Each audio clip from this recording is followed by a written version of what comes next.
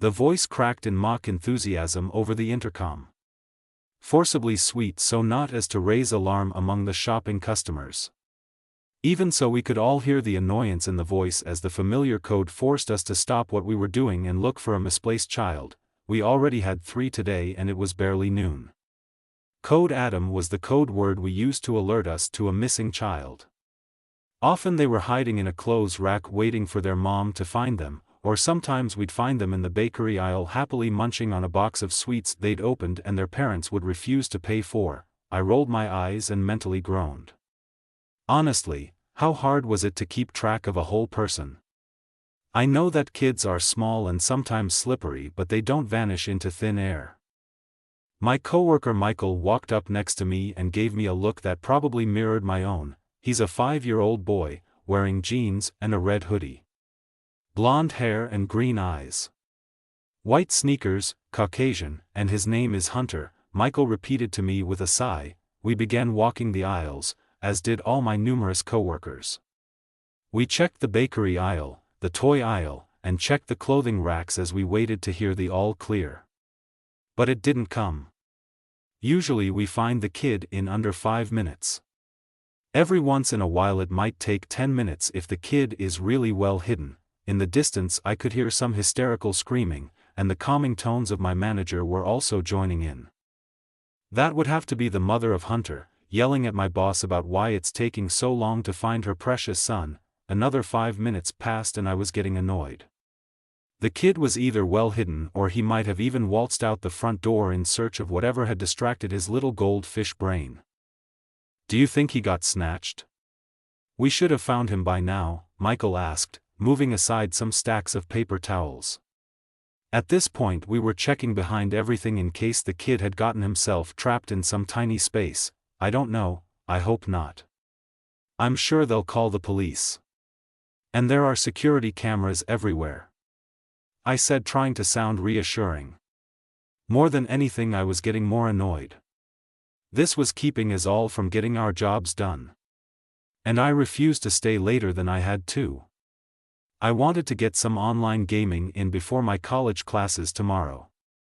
Today was a rare day when I didn't have any assignments due and I wanted to relax after work. I swore if I ever had a kid they'd be on a leash the entire time we were out of the house. 30 minutes had passed before the cops came in the door. Someone had called them, whether it was the store or the kid's mom I wasn't sure. If my boss called them it meant the kid probably wasn't in the store. And that brought the fear of kidnapping. The police passed by me without a look, and I got a glimpse of Hunter's mother. She was a pretty soccer mom type, but her face was twisted in hysteria and tears had been running down her face smearing her mascara. In her arms was a cherubic baby girl who, luckily, was not crying but seemed shell-shocked by either her mother's sobs or the situation. One of our supervisors found me and told me to go back to my regular stock shelving duties. Her name was Ashley and she was actually a pretty nice person and one of my favorite supervisors. There were tears in her eyes and I knew she was probably worried about the boy. She was 7 months pregnant with her first child, so this was probably her worst nightmare made reality. Have the cops found anything yet? I inquired. She shook her head. They're reviewing the tapes now, but I don't know if they've found anything. It's gonna be okay, Ashley. Maybe the kid just ran out the door and went to the park. The tapes will show what happened to him. I stammered, trying to reassure her. I was never good around crying women. Ashley smiled at me. Thanks, Roland. You're right, I'm sure it'll be okay. I went on with my day.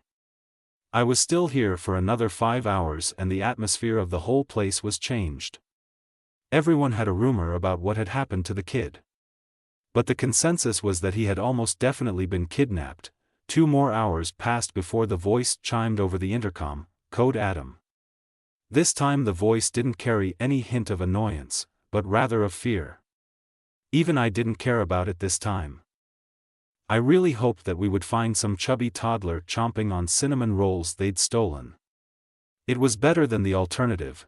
Michael found me again and gave me the child's description. This time it's a girl. Asian with a pink polka dot dress, black shoes, and her hair is in a ponytail. Her name is Daisy, he whispered to me, and he looked alarmed. We all dropped what we were doing and we searched that store top to bottom. We didn't find her in the first 5 minutes, or even the first hour. The police were called, and once again we heard the sounds of a hysterical parent screaming for their child. When my shift was over, I practically ran to my car. The store was becoming too oppressive. And we all walked around with a rising sense of alarm. Having one child kidnapped was terrible. But 2 in one day was some kind of sadistic pattern. When I got home, my mom asked me about what had happened at work. Apparently word had spread, and even a news crew had appeared outside the store talking about the 2 children who had vanished.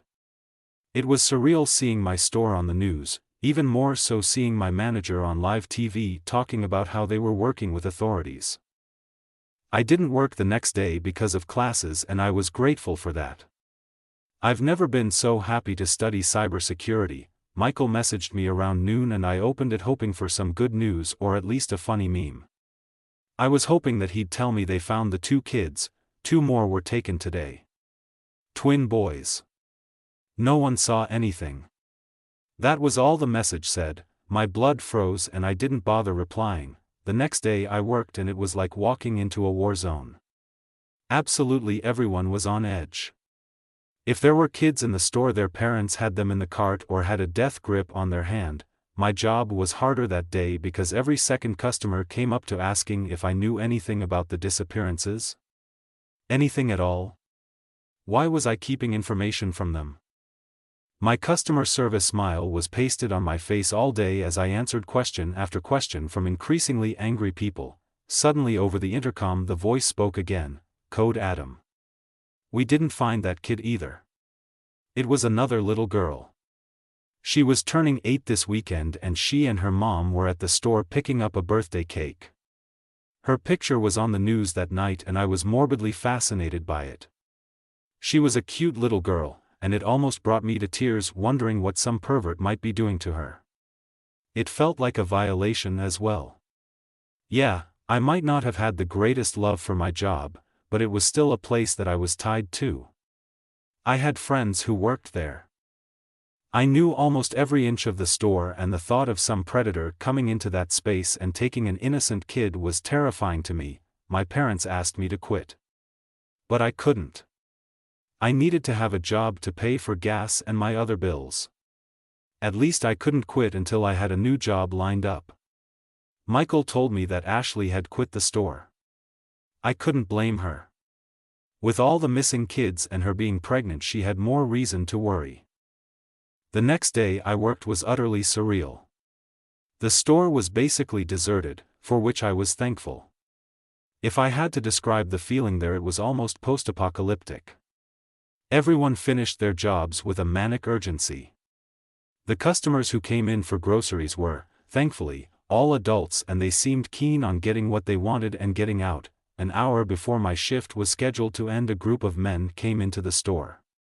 Perhaps a dozen in all, wearing camo, and a few teen and preteen boys. It made my hair stand on end. They looked serious and they all spread around the store as if they were on the hunt. Michael found me and gestured to the men, "Stay away from these guys. Apparently they're some kind of hunting enthusiasts who've taken to being vigilantes. Some of them are carrying guns under their jackets." The manager already called the cops, he whispered to me. My blood began pounding.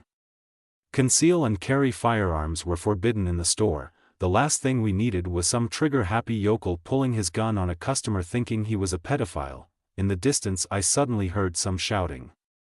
My blood ran cold thinking that someone had pulled out a gun. But then I heard the intercom come to life, "Code Adam."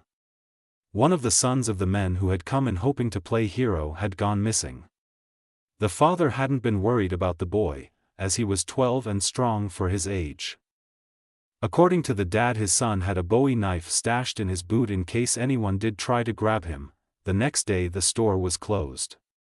They had never done anything like that before, but we all breathed a sigh of relief. I didn't worry about missing out on some money. No kids could get taken if there was no place to take them from. It stayed closed for a week as investigations were carried out. Lots of people were interviewed, but luckily I wasn't. I'm not sure what I would have said anyway. I only learned about this secondhand. But the tapes that would normally show every square inch of the store never showed what happened to the kids. In every tape, each kid seemed to disappear inexplicably into thin air. It was blamed on a weird glitch, though I'm not sure if anyone believed that. Conspiracy theories went crazy and a lot of the higher-up managers were threatened. People blamed human trafficking, alien abductions, and even portals to another dimension. Someone tried to burn the store down, but they didn't succeed, and they never caught who did it. After that, the corporate types decided that closing the store down permanently was the best course of action.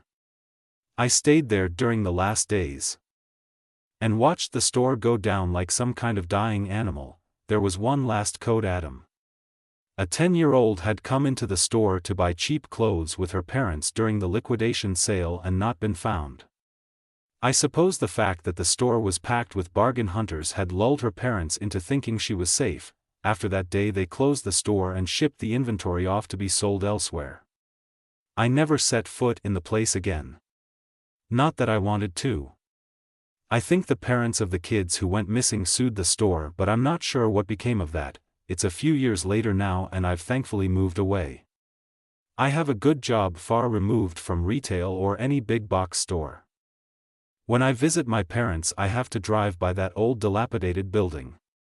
It's covered in graffiti, and from the looks of it someone tried to burn it down again, and that place has become a source of legend to the local kids who live there.